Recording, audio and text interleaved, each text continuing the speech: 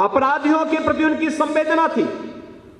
लेकिन 2017 में जब भारतीय जनता पार्टी की सरकार आई और मेरे सामने आया कि मुझे पहले कौन से निर्णय लेने हैं, मैंने कहा पहले 4 करोड़ रुपए का कर्ज माफ हुआ था। फिर दूसरा फैसला मैंने कहा था कि बेटियों की सुरक्षा की पुख्ता व्यवस्था होनी चाहिए। एंटी रोमियो स्क्वाड का गठन किया गया। तीसरा फैसला हुआ था अवैध बूचड़खानों को हमेशा के लिए बंद करेंगे। हमारी संवेदना अपने नौजवानों के प्रति है, हमारी संवेदना बेटियों की सुरक्षा के प्रति थी, हमारी संवेदना अन्नदाता किसानों के प्रति थी। लंबी दूरी तय की है, सबको सुरक्षा, सबको सम्मान। के आयोजन भी धूमधाम से मनाए और कावड़ यात्रा में तो बोलना ही क्या है, पुष्प वर्षा भी होती है। प्रदेश वही, सरकार बदलने से कितना फर्क पड़ता है। दूसरे हैं इन अपराधियों को ठीक किया जाना चाहिए, तब उनको बुरा लगता है। उन अपराधियों को ये लोग टिकट देते हैं। सहारनपुर में एक सिख विरोधी दंगा हुआ था, समाजवादी पार्टी के मुखिया उस दंगाई को गले से मिलते हैं। बुलंदशहर के अंदर भी ऐसे इन्होंने किया, स्याना के अंदर ऐसे ही किया। मुरादाबाद के उनके प्रत्याशियों की सूची तो देखिए, उनमें से एक व्यक्ति वह भी है जो कहता था कि तालिबान का अफगानिस्तान में ना बहुत अच्छा है। तालिबान का मतलब आधी आबादी का विरोधी, मानवता का विरोधी, बेशर्मी के साथ उसका समर्थन कर रहे हैं और समाजवादी पार्टी उनको प्रत्याशी बनाती है। भाइयों बहनों,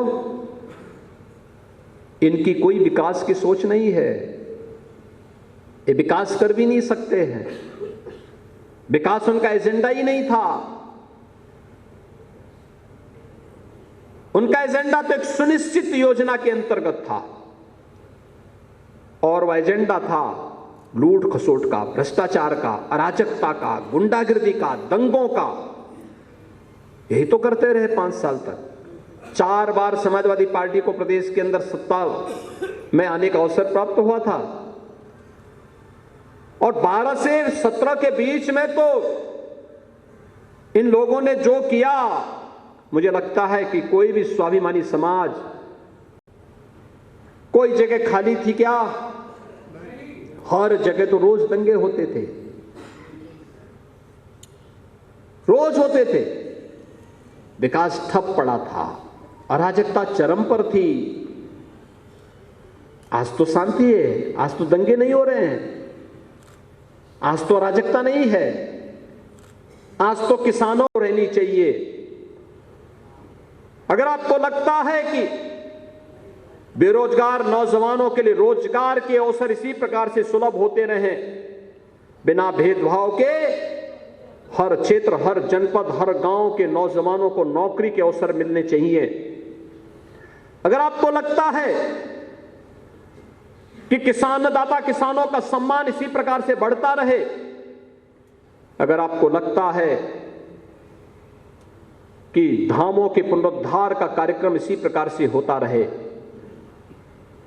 अगर आपको लगता है कि सुरक्षा का एक बेहतर वातावरण इसी प्रकार से बना रहे, पेशेवर अपराधियों के खिलाफ सरकार का बुलडोजर लगातार चलता रहे, तो इसके लिए भारतीय जनता पार्टी आवश्यक है।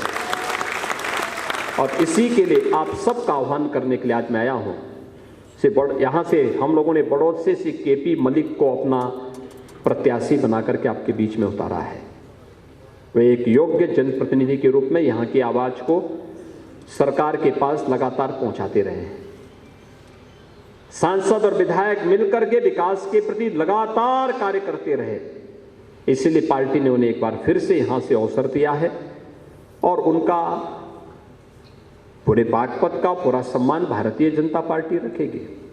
समर्थन आपका, बाकी की जिम्मेदारी सरकार की, प्रदेश की, भारतीय जनता पार्टी की, और उस विश्वास के साथ आज मैं आपके बीच में आया हूं आप सबसे मेरी अपील है, आपको भारतीय जनता पार्टी के चुनाव चिन्ह, लेकिन मुझे अच्छा लगा, मैं यहां पर बड़ौद में आया हूं, कितने अनुशासित तरीके से आप लोग बैठे हुए हैं, और ये सचमुच ये यहां का बड़प्पन है, यही यहां की पहचान है,